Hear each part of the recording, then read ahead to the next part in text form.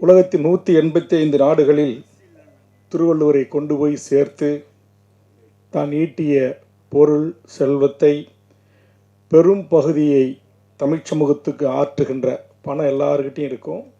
ஆனால் செய்யறதுக்கு மனம் இருக்காது.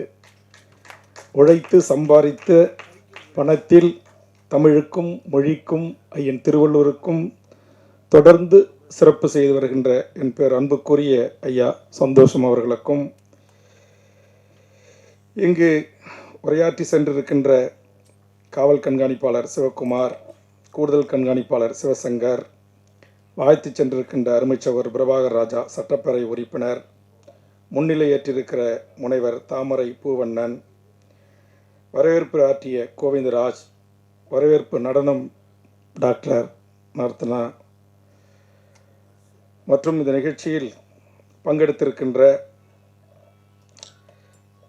புலவர் ரத்தினவேல், அருமை நண்பர் குடஞ்சி அரசன், சேலம் ஆர்ஆர் பிரியாணி அண்ணன் தமிழ்ச்செல்வன், பால் பாண்டியன், கிருஷ்ணன், அகரன், அமுதா பாலகிருஷ்ணன், லண்டன் பொன்ராஜ், உமாசங்கரி, முத்துமாணிக்கம், லட்சுமணகுமார், சிறப்பு விருந்தினராக வாழ்த்து சென்றிருக்கின்ற ரங்கராஜன், இங்கு இருதலிலும் அமைதியாக இருந்து இங்கு ஒரு மிகப்பெரிய ஒரு உணர்ச்சிகரமான உரை. நான் சட்டமன்றத்தில் என் வலிகளை வேதனைகளை எப்படி கொட்டி தீர்ப்போனோ அப்படி கொட்டி தீர்த்து எனக்கு உணர வைத்திருக்கின்ற பேரரசு இயக்குனர், அதுபோன்ற அன்பு செல்வன் தோழர் நம்முடைய உதயகுமார், பிரபாகரன், சிங்காரவேலன், ராஜராஜன், வேலுச்சாமி மற்றும் 5 லட்சம் ரூபாய் நிதியை வழங்கி ஒரு முன்னுதாரணமாக பெண்களை கொண்டு உதவி செய்ய வேண்டும் என்ற உணர்வை ஊட்டியிருக்கின்ற அருமை தோழர் ஜெயா, தயாரிப்பாளர் பாடலாசிரியர் திருமதி வரலட்சுமி, சேலம் சிட்டிபாபு, தோழர் ரவி, ஜனா, இனியவன், சிறப்பு அழைப்பாளர் எல்லாரும் பேரையும் படிச்சிடறோம் நாங்கள் சிறப்பு நேரத்தின் அருமை கருதி, திரு பழனிசாமி, விஜயலட்சுமி குமார், வடிவேல், கௌசல்யா, எடப்பாடி துரைசாமி, மணிகண்டன், சர்க்கார் மீனா, காதல் சுகுமார், பூங்கோதை, ராம்ஜி, சிவகுமார், திராவிடன், மணிகண்டன், ராஜு, குமரேசன், பிரகலாதன், ராம்ஜி, ஆரோன், சுகுமார், பொன்மணி, அன்பரசு, பிரபாகரன், சுவேதா மற்றும் தொகுப்பாளர். ஏன்னா என்னை பற்றி கொஞ்சம் மிக சிறப்பாக சொல்லியிருக்காங்க. அதுலேயும் இந்த டோல்கட்டு எல்லாரும் வகுப்புரை அறிமுக உரையில் மிகச்சி பேசியிருக்கின்றவர்கள் நம்முடைய தொகுப்பாளர் அவர்களுக்கும் மற்றும் செல்வி சூர்யா, அரிமா சிந்தைவாசன், பிரியங்கா, நன்றி உரையாற்றிருக்கின்ற அருமை தம்பி வடிவேல் சிவா, என்னோடு வருகின்றிருக்கின்ற அருமை சகோதரர் வேணுகோபால், அருமை தம்பி தர்மேஷ் உள்ளிட்ட இங்கே இன்னமும் இவ்வளோ நேரம் இந்த அரங்கு 10 மணிக்கு லைட்லாம் நிறுத்தி குளிர்சாதனத்தை நிறுத்தி நம்மளை போங்கன்னு சொல்லாமல் அனுப்பிடுவாங்க. அதற்குள்ளே முடிக்கணும். இங்கே அண்ணன் பொன்குமாரும் ஐயாவும் சிறப்புரை ஆற்றி சிவா அவர்களை வாழ்த்தணும். இங்கே பேசியவர்கள் எல்லாம் எனக்கு இருக்கிற கடமையை உணர்த்தி வாழ்த்தி பாராட்டி என் பணிகளை அங்கீகரித்திருக்கிறார்கள். அதற்காக இந்த மேடைக்கு என் நெஞ்சார்ந்த நன்றி அத்தனை நல்ல உள்ளங்களுக்கும். இன்னைக்கு கூட ஐயா சொன்ன மாதிரி இந்த ஏழை விவசாய மக்களை, பொதுமக்களை, சாதாரண தொழிலாளர்களை வாட்டி வதைக்கின்ற இந்த கடன், நகைக்கடன் என்ற ஒன்றை ஒன்றிய அரசு நிதியமைச்சகம் ரிசர்வ் வங்கிக்கு அறிவுறுத்தி பல கட்டுப்பாடுகளை விதித்திருக்கிறார்கள். இன்றைக்கி யாராச்சும் நீங்கள் போய் வீட்டிலேருந்து ஒரு நகையை வச்சிங்கன்னா அந்த நகை எந்த ஆண்டு வாங்கினீங்கன்னு அதுக்கான பில் இருக்கணும். அதேமாதிரி ஏற்கனவே ஒரு 90% கொடுத்தா இப்போ 75%, இப்படி பல நிபந்தனைகள். இது என்னால் படித்த உடனே அந்த நிபந்தனைகளை தாங்க முடியல. முந்தானத்துக்கு படித்தேன். உடனே என் கட்சியினுடைய முன்னணி நிர்வாகிகளுக்கு ஒரு 500 பேர் என்ன பண்ணீங்களோ தெரியாது, ரிசர்வ் வங்கிக்கு வந்துடுங்க, நீங்கள் ரிசர்வ் வங்கி இழுத்து பூட்டிடணும், முற்றுகை என்று அறிவித்தேன். அதை காக்கா உட்கார பணம் வந்துன்னு சொல்லுவாங்கள்ல, அப்படியான முதலமைச்சர் கடிதம் எழுதினார். இந்திய அளவில் பல கட்சி தலைவர்கள் இதற்காக வலியுறுத்தினார்கள். மாண்புமிகு நிதி அமைச்சர் அவர்கள் கண்டிப்பாக இதை மறு ஆய்வுக்கு உட்படுத்துகிறேன், இது 4 மாதம் கழித்து தான் அது நடைமுறைக்கு வரும்னாங்க. இருந்தாலும் நான் முற்றுகை போராட்டத்தை கைவிடாமல் அதை போராட்டத்தை ஆர்ப்பாட்டமாகவாது மாற்றி கண்டிப்பாக நிபந்தனையின்றி இந்த கடன் வழங்கணும். அதில் இருக்கிற அவ்வளோ விஷயங்களும் பார்த்தீங்கன்னா, பேரரசனை கொதித்து பேசினாங்களே அதே மாதிரி இந்த கொஞ்சம் நெஞ்சம் நம்ம காதில் மூக்கில் தமிழ்கிட்ட இருக்கிற அந்த நகையெல்லாம் எங்கே போகும்னா நகை அடகு கடைக்கு போவோம். அடகு கடையை நடத்துகிறவங்க யார், அது முதலாளி யார் அப்படின்றது உங்களுக்கு தெரியும். தேசிய வங்கிக்கிட்ட போவோம், அது வட்டி கட்டலாம், திரும்ப நம்ம அதை பணம் இருக்கும்போது மீட்கலாம். ஆனால் இப்போ அப்படி கிடையாது. குறிப்பிட்ட காலத்தில் மீட்கணும், அப்படி இல்லைன்னா அது என்ன நிலைமைனே தெரியாத ஒரு அறிவிப்பு. அதை கூட இன்றைக்கு முற்றுகையிட்டு போராட்டம் செஞ்சுட்டு தான் வரேன். ஆனால் பேரரசு மற்ற தலைவர்கள் பேசியதில் அத்தனையும் நான் சட்டமன்றத்தில் பேசியிருக்கிறேன் என்பதை பதிவோடு அதைத்தான் இங்கே பிரபாகர் ராஜா பதிவு செய்தார். இந்த திருக்குறளுக்கு இன்றைக்கி ஐயன் திருவள்ளுவர் சிலையை கலைஞர் அமைத்தார். நான் அரசு உரிமை குழுவாக 2006, 2007 ஆய்வுக்கு சென்றபோது இங்கு விவேகானந்தை பார்ப்பதற்கு வட இந்தியர்கள்லாம் வராங்க. ஒரு சித்தாந்தத்தை உள்வாங்கியவர்கள். அவர்களும் நம்முடைய திருவள்ளுவர் சிலைக்கு திருவள்ளுவரை வணங்கி அவருடைய திருக்குறளை தெரிந்து கொள்ள வேண்டும் என்பதற்காக ஒரு பாலம் அமைக்கணும் ஒரு பரிந்துரையை நான் கொடுத்தேன். 2006, 2007 கொடுத்தது இப்போது தான் நடைமுறைக்கு வந்திருக்கிறது. அதுலேயும் கூட அங்கே இருக்கிற சில தமிழ் அமைப்புகள் அன்றைக்கி என்கிட்ட அண்ணா அவங்க வேறு சித்தாந்தம் உள்ள ஒரு விவேகானந்தா, அதனால் அங்கேருந்து வர்றதை நீங்கள் பரிந்துரை பண்ணிட்டீங்க, எங்கெல்லாம் கேட்டுட்டு மாற்று வழி இருந்தால் யோசிங்க அப்படின்னு சொன்னாங்க. இன்றைக்கு நம்முடைய அரசு அதை அந்த நம்முடைய புலவர் போன்றவர்களெல்லாம் அழைத்து பேசினாங்களா எப்படின்னு தெரியல, இதை கன்வின்ஸ் பண்ணி பாலம் அமைச்சிட்டாங்க. அதே மாதிரி ஒரு காலத்தில் இங்கே திருவள்ளுவர் படம் அரசு போக்குவரத்து கழகங்கள் இருக்கும், திருக்குறள் இருக்கும். இப்போ கொஞ்சம் கொஞ்சமாக அது எல்லாம் இல்லாமல் போயிட்டுருக்கு. தமிழ்நாடு அரசு போக்குவரத்து கழகமே இல்லை. இதைத்தான் கடந்த கூட்டத்தொடரில் முதலமைச்சர் அமைச்சர்களை என்னுடைய பாணியில் ஒரு பிடிச்சேன். ஏன் தமிழ்நாடு அரசு போக்குவரத்து கழகம் என்பது இல்லை, ஏன் தூக்கினீர்கள் என்று கேட்டேன், பதில் இல்லை. திருவள்ளூர் படம் இல்லை, குரல் இல்லை அப்படின்னு கேட்டேன். உடனே அமைச்சர் சொன்னார், இப்போது வாங்கியிருக்கிற புதிய பேருந்து 500 வண்டி வாங்கியிருக்கோம், அதில் நாங்கள் திருவள்ளூர் படத்தை வச்சுருக்கோம், திருக்குறளை வச்சுருக்கோன்ட்டு உடனே ஒரு வீடியோவை எனக்கு அனுப்பினார். ஆக திருக்குறளை நான் கட்சி தொடங்கிய முதல் ஆண்டு 2012ஆம் ஆண்டு ஆட்சி முடிகிற தருவாய் 2011 காங்கிரஸ் வேட்டி கட்டி தமிழன் ப. சிதம்பரத்துக்கிட்ட போய் டெல்லியில் உட்காந்து திருக்குறளை தேசிய நூலாக அறிவிக்க வேண்டும், இது உங்களால் முடியும், உள்துறை அமைச்சர் நீங்கள், உங்கள் துறையின் கீழ் வருகிறது என்று சொன்னேன்.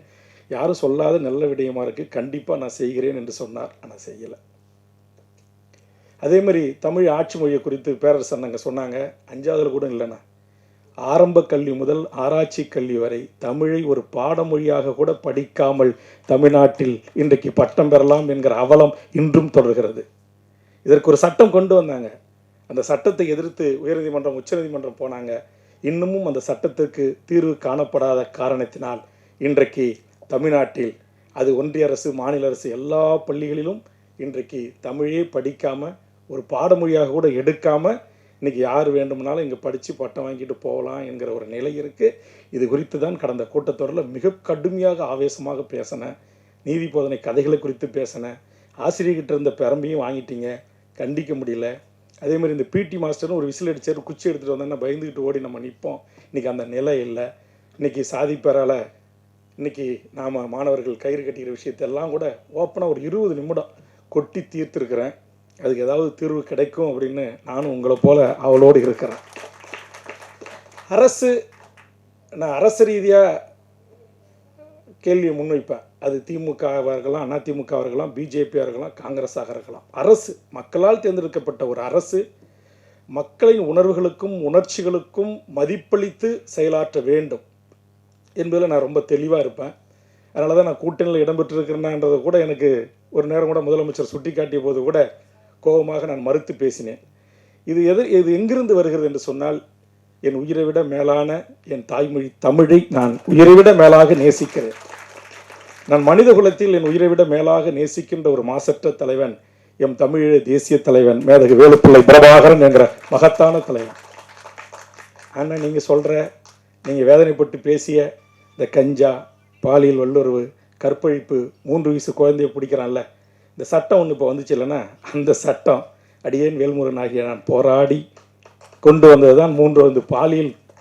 ஏற்கனவே பாலியல் குற்றத்துக்கெல்லாம் தூக்கு தண்டனை கிடையாது, சாகர வரல ஆயுள் கிடையாது. அதற்கான கான்செப்ட், அதற்கான கருவை சட்டமன்றத்தில் விதைத்தேன். முதலமைச்சர் பெருந்தன்மையோடு அதை ஏற்றுக்கொண்டார். இப்படி மக்களுடைய உணர்வுகளை இது போன்ற பொது நிகழ்ச்சிகளில் கலந்து கொள்கின்ற போது ஏற்படுகின்ற அந்த உணர்வை உள்வாங்கி அதை சட்டமன்றத்தில் பிரதிபலித்து, அப்படிதான் இன்றைக்கு சட்டமன்றத்தில் பல அடுக்கடுக்கான பிரச்சனைகளுக்கு என்னால் முடிந்த அளவுக்கு நிறைய பேர் கேலி கிண்டல் பண்ணோம். ஒரு எம்எல்ஏ, அது எங்கள் சின்னத்தில் நின்று ஜெயிச்சுட்டு பொன்குமாரன் கூட பார்க்குறாங்க, எங்கள் கட்சியில் எங்கள் சின்னத்தில் நின்று ஜெயிச்சுட்டு நீ எங்கள் அரசாங்கத்துக்கு கூட்டத்தில் கொடுக்குற ஆலோசனை கொடுக்குற அப்படிம்பாங்க. ஆனால் அதை மறைந்த அம்மையார் ஜெயலலிதா அவர்கள் பெருந்தன்மையோடு ஏற்றுக்கொண்டார். மறைந்த தலைவர் கலைஞர் அவர்கள் பெருந்தன்மையோடு ஏற்றுக்கொண்டார். அப்படி தான் இன்றைக்கு மாவட்டத்திற்கு ஒரு பொறியியல் கல்லூரி, மாவட்டத்திற்கு ஒரு மருத்துவக் கல்லூரி, கனிம வள கொள்ளை அரசுடைமையை ஆக்கப்பட்டது, மழைநீர் சேகரிப்பு திட்டம், இப்படி தமிழர், தமிழ்நாடு, தமிழர். இன்றைக்கி ஒரு ஆட்சியில், அதிமுக ஆட்சியில் 2011 ஒரு சட்டம் இருந்துச்சு. இங்கே அண்ணா அன்பு சிறுபட தயாரிப்பாளர் அவர் பேரை படிச்சுட்டேன் வேகமாக, போன நிகழ்ச்சியிலே கலந்துக்கிட்டேன். அவர் ஒரு செய்தியை சொன்னார். ஒரு 300-400 படம் வந்திருக்குண்ணா, ஆனால் ஒரு படம் கூட வெற்றி பெறலை, ஒரே ஒரு படத்தை தவிர எல்லாரும் நொடிந்து நூலாக போய் இருக்கிறார்கள் சிறு தயாரிப்பாளர்கள்னு சொன்னார். அது உண்மைதான். இன்றைக்கு திரைத்துறை மட்டும் இல்லை, தமிழர்கள், அதை சொன்னார் அவர், எல்லாம் தமிழ்நாட்டுக்காரங்க தமிழர்கள். இன்றைக்கி தமிழ்நாட்டுடைய வாழ்வுரிமை, என் கட்சியினுடைய பெயரே வாழ்வுரிமை கட்சி, அது திரைத்துறையாக இருக்கலாம், எல்லா துறைகளிலும் தமிழ் சமூகத்தின் வாழ்வுரிமை கொஞ்சம் கொஞ்சம் கொஞ்சமாக பறி போயிட்டுருக்கு. மேடையில் இருக்கிற அறிஞர் பெருமக்கள், இதுவரைக்கும் நான் இவ்வளோ பெரிய அறிஞர் பெருமக்கள் இருந்த கூட்டத்தில் இருந்ததில்லை. அதுக்காக எழுந்து நின்று கையெழுத்து வேண்டும் உட்காந்து. எனக்கு தம்பிக்கிட்ட ரெண்டே வேண்டும். நிறைய பேசினா அது லெங்க்தியாக போகும். திருக்குறள் மாதிரி இருக்கணும் இந்த பேச்சு. இப்போது திருக்குறள் மாதிரி இருக்கணும். முதல்ல சிவா, நீ நெடோழி வாழ்க. உன்னை பெற்ற அப்பா அம்மா புண்ணியம் பண்ணுவாங்க. எங்கள் ஐயா சந்தோஷம் அவர்கள் உலகத்தில் திருவள்ளுவர் சிலையை பல நாடுகளில் எனாமல் நிறுவியிருக்கார். திருக்குறளை 167 நாடுகளுக்கு சிலையை நிறுவி திருவள்ளுவரின் புகழை அப்படி பரப்பிட்டு இருக்காரு. அது அவரை கொண்டாந்து வச்சு என் அருமை சகோதரர் சட்டமன்ற உறுப்பினர் வேல்முருகன், என் அருமை தம்பி பிரபாகரன் சட்டமன்ற உறுப்பினர், என் அருமை சகோதரர் பொன்குமார் நீண்ட நாள் நண்பர், எல்லாரையும் வர வச்சு இந்த அற்புதமான நிகழ்ச்சியை, இது எளிய நிகழ்ச்சின்னு தான் நினச்சி வந்தேன். ஆனால் இப்படிப்பட்ட ஒரு உயரிய நிகழ்ச்சி நான் கண்டதில்லை. இங்கே நானும் பேரரசும் ஆடியோ இசை வெளியீட்டு விழாக்கள் அநேகமாக 100 தொடுன்னு நினைக்கிறேன். ஏன்னா மாதத்தில் எப்படியோ ஒரு 3 நாளுக்கு வந்துடுறோம். பெரிய ஆட்கள் யாரும் சிறுபட தொழிலுக்கு வர்றதில்லை. என் தம்பி அன்பு சொன்னது போல் சின்ன படங்களை உற்சாகப்படுத்த யாரும் வரதில்லை. நாங்கள் தான் ஒரு அனாதையாக இருக்கிறோம். அனாதைகளை காப்பாற்ற, ஏன்னா சிறுமுதிட்டு படம் தயாரிப்பான் அனாதைகள்.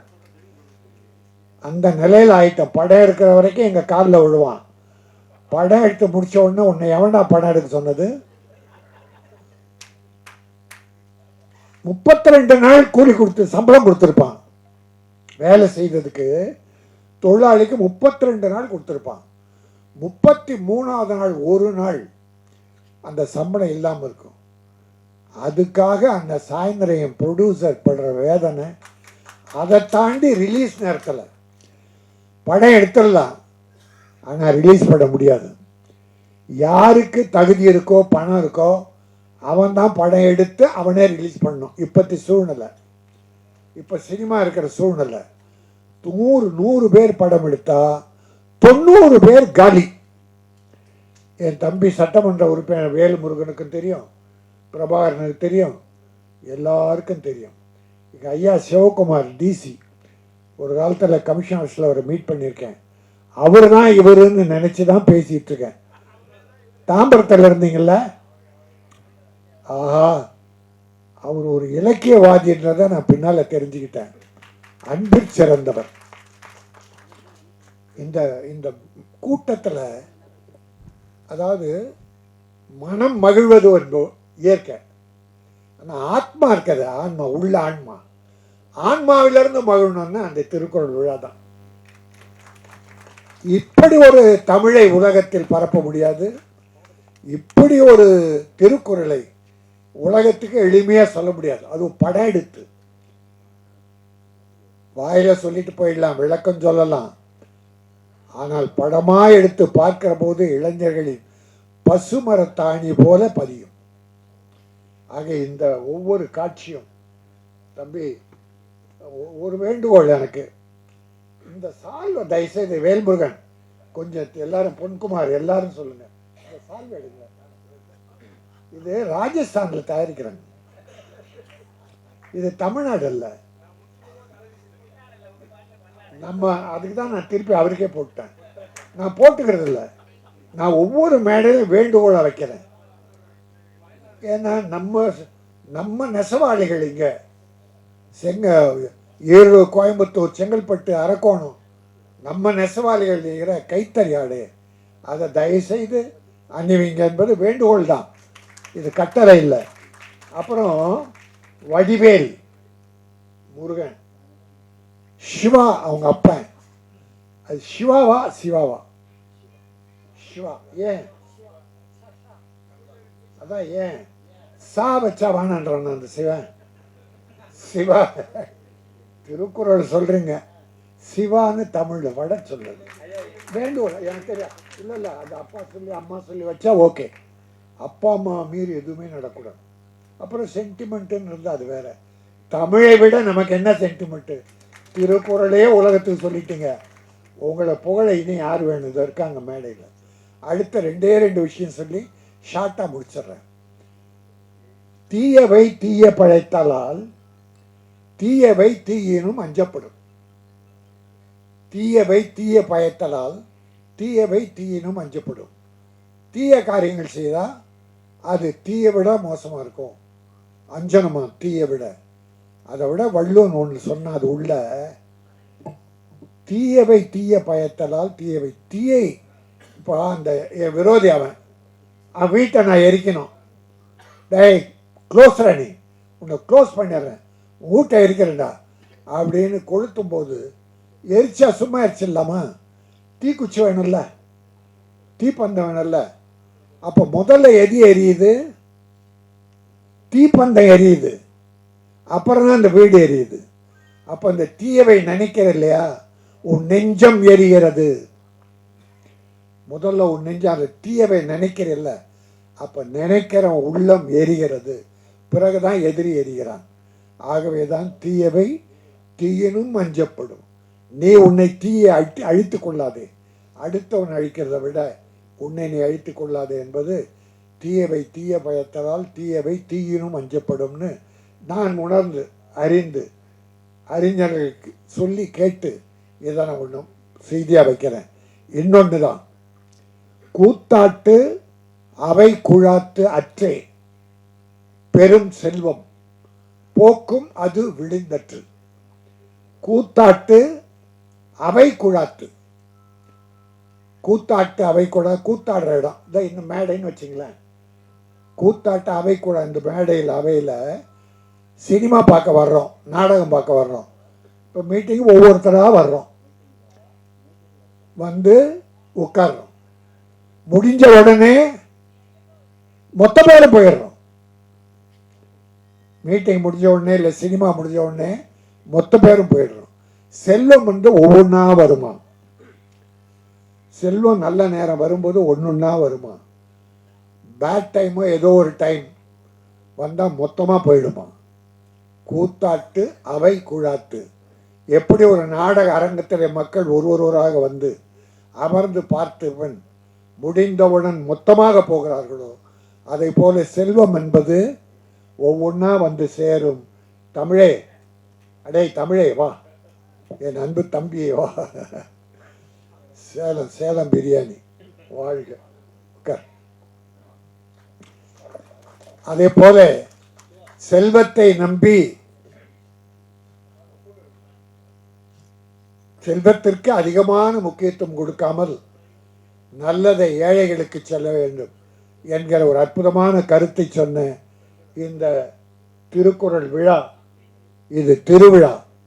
இந்த தம்பி வடிவேல் சிவா வாழ்க, வாழ்த்து வந்திருக்கிற அத்தனை பெரியோர்களும் வாழ்க என்று சொல்லி விடைபெறுகிறேன். நன்றி, வணக்கம். வேறு சினிமாவில் எடுத்து தயாரிப்பாக எந்த அளவுக்கு வந்துருக்காங்கன்னு.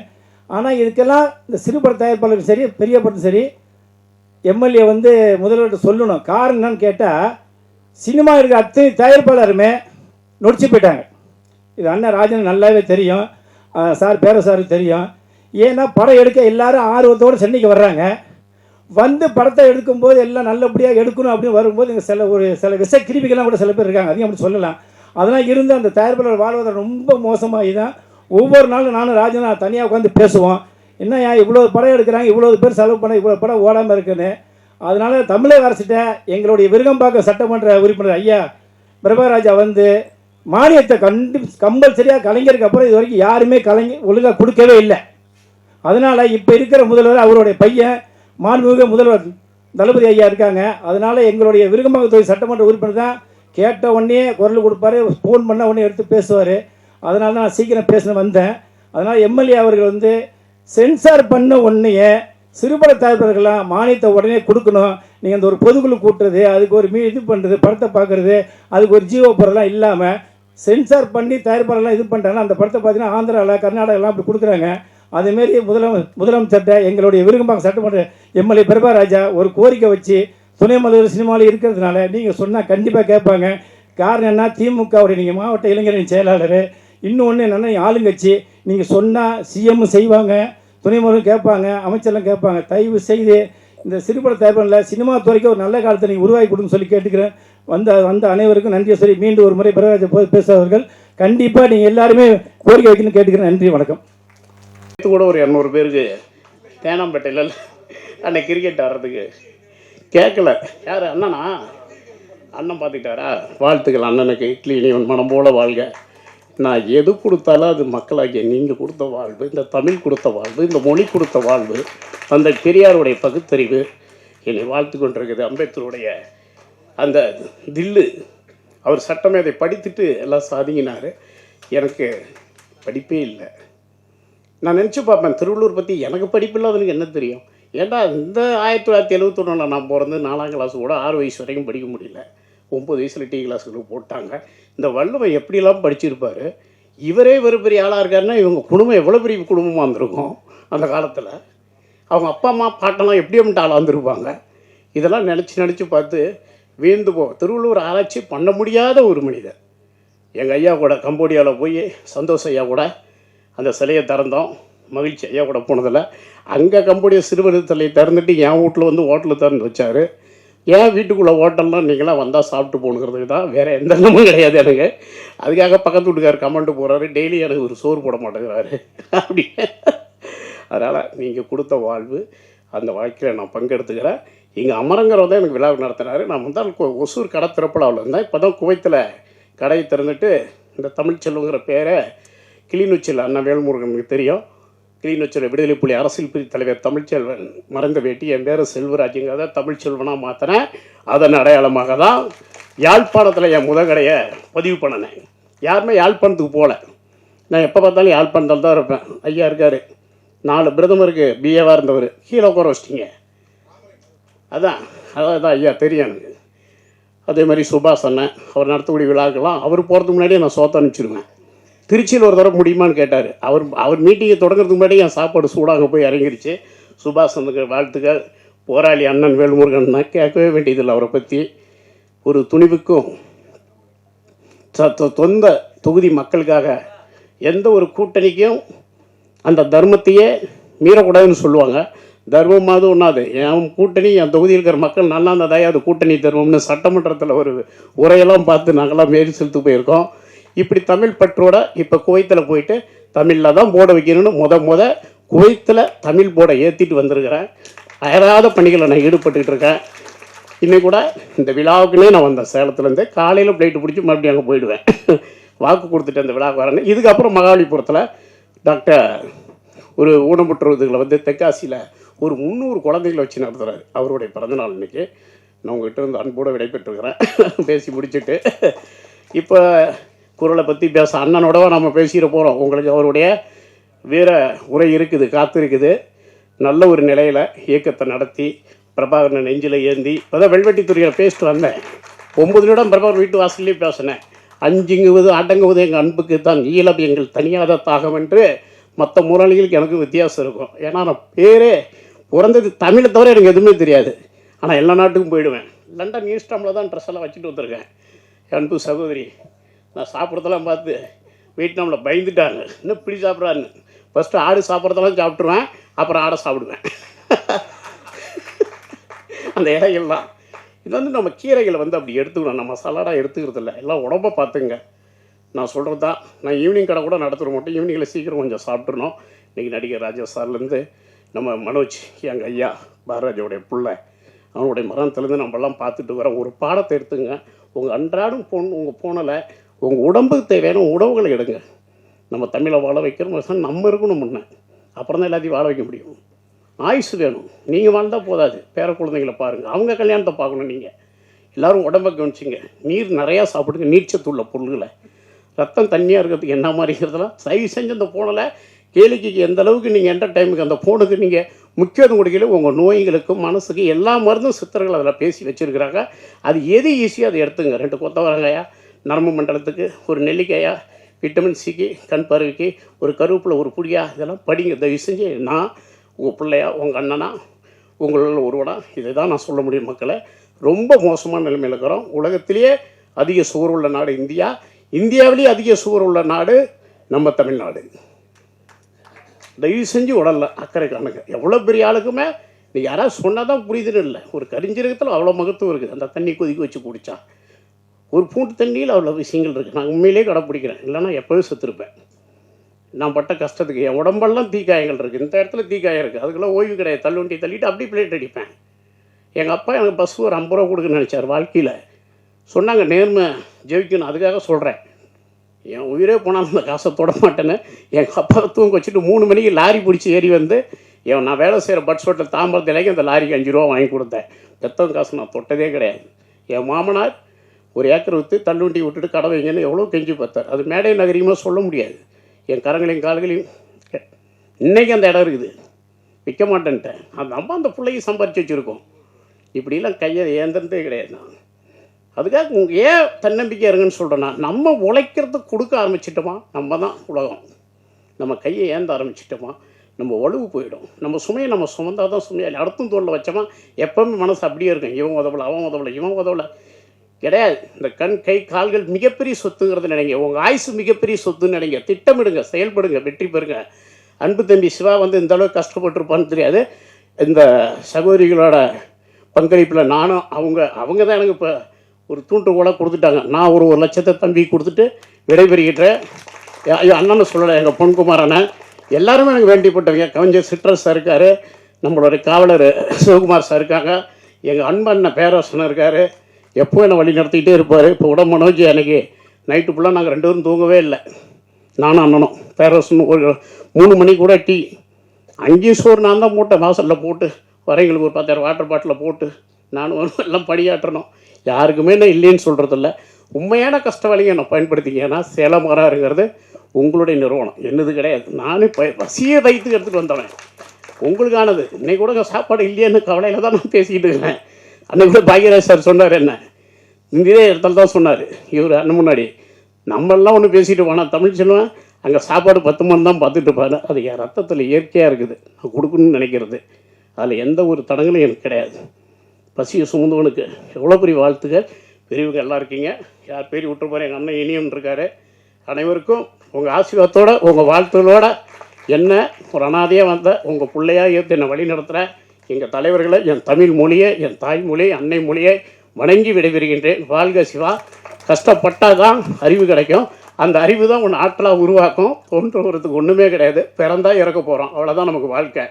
கஷ்டப்படுற காலத்தில் நல்லா சாப்பிட்ற வயசுலேயும் உணவு கிடைக்கல. உணவு கிடைக்கும் போது இப்போ சாப்பிட முடியல. இவ்வளோதாப்பா வாழ்க்கை. அதனால் எவனும் சந்தோஷமாக இருந்திருக்கிறான்னு நினச்சிடாது. உலகத்தில் உனக்கு மட்டும் கஷ்டம் இல்லை. உயிராக பிறந்தாவே கஷ்டம்தான். இது ஒரு வேட்டை உலகம். மீனவே வேட்டையாடும். தவளை மீன் திங்கும், மீன் தவளை திங்கும், மிருகங்கள் மிருகத்தை திங்கும், நம்மளையும் வேட்டையாடி விடுவாங்க உசாராத்துக்கு.